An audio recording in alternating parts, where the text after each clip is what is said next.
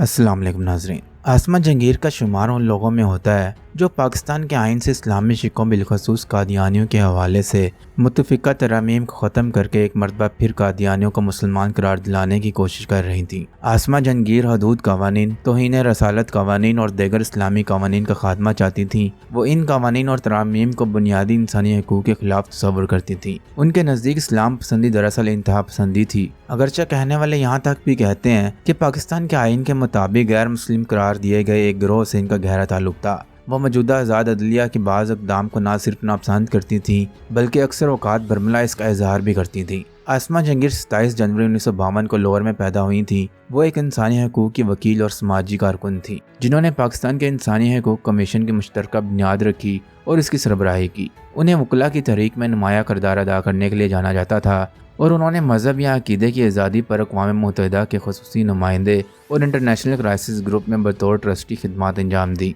लाहौर में पैदा और परवरिश पाने वाली आसमा जंगीर ने BA करने से पहले convent of Jesus saint Mary से तालीम हासिल की। LLB Punjab university law college से 1978 में किया। 1980 में इन्हें लाहौर हाई कोर्ट और 1982 में सुप्रीम कोर्ट में बुलाया गया।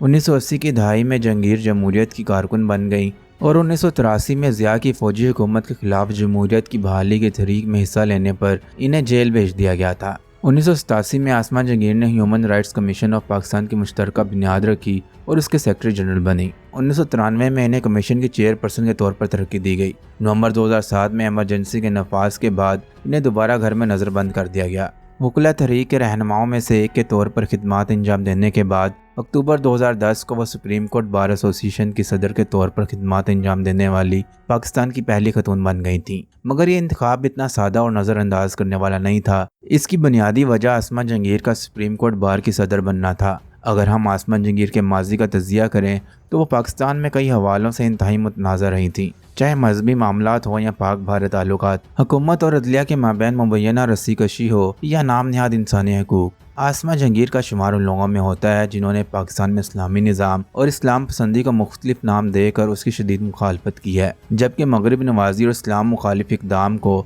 इंसानी हकूक़ का मामला करार देकर न सिर्फ उसकी भरपूर हमायत की बल्कि बाज़ औक़ात पाकिस्तानी कवानीन को तोड़ने से भी गुरेज नहीं किया, जिसकी वाज़ेह मिसाल चंद साल कबल होने वाले मैराथन मुकाबले और आसमा जंगीर के बयानात और इक़दाम थे। 1993 में एक 12 साला मसीही बच्चे सलामत मसीह पर इल्ज़ाम लगाया गया था कि उसने रता धोतरा गाँव की मस्जिद की दीवार पर गुस्ताख़ी रसूल कलमात लिखे हैं। इस वजह से बच्चे और 2 मसीही मर्दों को कैद कर दिया गया था। 3 गाँव वालों की गवाही पर उनको फांसी की सज़ा सुना दी गई थी। इस फैसले और अदालती कार्रवाई ने इंसाफ और अकल दोनों की धज्जियां उड़ा दी थी। हुआ यूँ था कि मस्जिद की दीवार फिलफोर धो दी गई और मुबैना गुस्ताख कलमात सिवाय 3 दावादारों के किसी ने ना देखे थे। जब उनसे पूछा गया कि क्या लिखा था तो उन्होंने ये कहकर बताने से इनकार कर दिया कि कुफर को दोहराना भी कुफर है।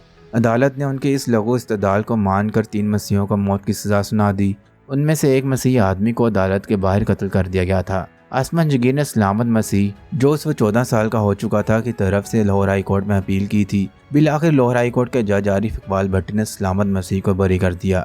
सलामत को जल्द जर्मनी में पनाह मिल गई, मगर जस्टिस आरिफ भट्टी को उनके दफ्तर में कत्ल कर दिया गया था। आसमा जंगीर पर हर किस्म का दबाव डाला गया कि वो ऐसे मुकदमात की पैरवी से बाज आ जाएं, मगर वो डटी रहीं। आसमा जंगीर ने अपनी बहन हिना जलानी, गुलरुख और शैला रजा के साथ मिलकर 1987 में पाकिस्तान की पहली ख़वातीन वकला फर्म कायम की। वो ज़िया-उल हक के बदनामे ज़माना कानून जिसमें औरत की गवाही आदी मानी जाती थी के खिलाफ भी जदोजहद की थी। वो एक तरफ मज़हब पर अमल दरामद को इंतहा पसंदी करार देती थी, लेकिन चंद साल कबल इन्होंने जब इंतहा पसंद हिंदू रहनुमा बाल ठाकरे से मुलाकात की तो उनको खुश करने के लिए इनकी तंजीम के झंडे के रंगों का लिबास ज़ेबतन फरमाया था। उनकी ये तस्वीर आज भी इंटरनेट पर दस्तयाब है। आसमा जंगीर 11 फरवरी 2018 को वफ़ात पा गई थी। नाज़रीन, उम्मीद है कि आपको ये वीडियो ज़रूर अच्छी लगी होगी। मज़ीद इसी तरह की इन्फॉर्मेटिव वीडियोस देखने के लिए चैनल को सब्सक्राइब कर लें और साथ बने बेल आइकन को भी प्रेस कर दें ताकि मज़ीद इस तरह की वीडियोस आपको मिलती रहें। अल्लाह हाफिज़।